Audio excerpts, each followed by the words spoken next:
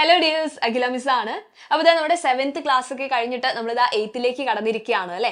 8th CBSE എന്ന് പറയുന്ന നമ്മുടെ ക്ലാസ്സിൽ നിങ്ങളെ സപ്പോർട്ട് ചെയ്യാൻ വേണ്ടിയിട്ടാണ് നമ്മുടെ സൈലത്തിന്റെ ഓൺലൈൻ ട്യൂഷൻ ബാച്ച് ആയിട്ടുള്ള നമ്മുടെ യോധ ബാച്ച് തയ്യാറായിട്ടിരിക്കുന്നത്. അപ്പോൾ നമുക്കൊക്കെ അറിയാം, ഓൾറെഡി നമ്മുടെ യോധ ബാച്ചിന്റെ ഫീച്ചേഴ്സ് ഒക്കെ മക്കൾ മനസ്സിലാക്കിയിട്ടുണ്ടായിരിക്കും. നമുക്ക് പഠിക്കാനുള്ള നമ്മുടെ സബ്ജക്റ്റുകൾ ഏതെടുത്താലും അതിന്റെ ഓരോ ചാപ്റ്ററിന്റെയും ലൈവ് ക്ലാസ്സുകളും അതോടൊപ്പം തന്നെ റെക്കോർഡഡ് ക്ലാസ്സുകളും നമ്മുടെ യോധ ബാച്ചിൽ അവൈലബിൾ ആയിരിക്കും.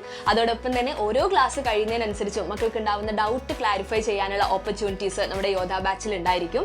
ഇതിന്റെ ഒക്കെ കൂടെ തന്നെ ഏറ്റവും സ്പെഷ്യൽ ആയിട്ടുള്ള നമ്മുടെ ഫീച്ചർ എന്ന് പറയുന്നത് സൈലം കണ്ടക്ട് ചെയ്യുന്ന എക്സാമുകളാണ്.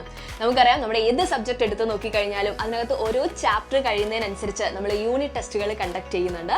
ആ യൂണിറ്റ് ടെസ്റ്റുകൾ മുൻകൂട്ടി നിങ്ങളെടുത്ത് അറിയിക്കുകയും ചെയ്യും. അതനുസരിച്ച് നിങ്ങൾ പ്രിപ്പയർ ആയിട്ട് വന്നിട്ട് നമ്മൾ എന്ത് ചെയ്യാണ് ചെയ്യുന്നത്, കറക്റ്റ് ടൈമിൽ നമ്മുടെ ക്വസ്റ്റ്യൻ പേപ്പർ നമ്മുടെ ബാച്ചിൽ അവൈലബിൾ ആയിരിക്കും. അത് ഡൗൺലോഡ് ചെയ്തിട്ട് മക്കൾക്ക് നമ്മുടെ എക്സാം അറ്റൻഡ് ചെയ്യാൻ സാധിക്കും.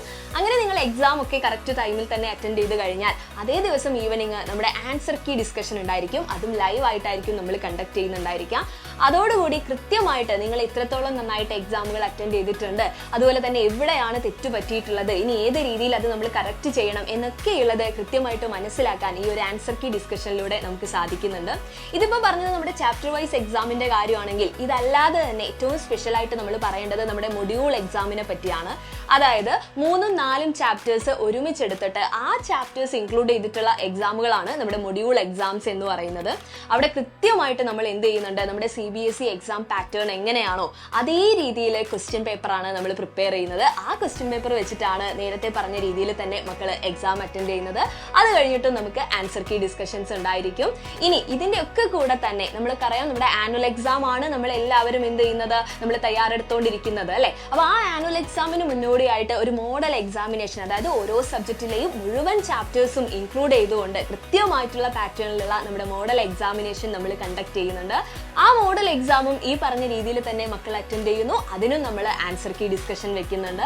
അപ്പോൾ നിങ്ങൾ ആലോചിക്കുക, ഇത്രയും എക്സാംസ് എഴുതിയിട്ട് ഒരു ചാപ്റ്റർ നോക്കുകയാണെങ്കിൽ ആ ചാപ്റ്ററിൽ നിന്ന് തന്നെ ഒരുപാട് എക്സാംസ് ആണ് മക്കൾ എഴുതുന്നത് അല്ലേ. അപ്പോൾ ഓരോ എക്സാമും അതിന്റെ ആൻസർ കീ ഡിസ്കഷനും ഒക്കെ കഴിയുമ്പോഴേക്കും നിങ്ങൾ മനസ്സിലാക്കുക, ആ ചാപ്റ്ററിൽ നിന്ന് ഏത് രീതിയിൽ ക്വസ്റ്റ്യൻസ് വന്നു കഴിഞ്ഞാലും നമുക്ക് എന്ത് ചെയ്യാൻ പറ്റും, നമുക്ക് ആൻസർ ചെയ്യാൻ പറ്റും. ആ രീതിയിലേക്ക് നമ്മളെ തയ്യാറാക്കുവാണ് നമ്മുടെ യോധ ബാച്ച് എന്ന് പറയുന്നത്.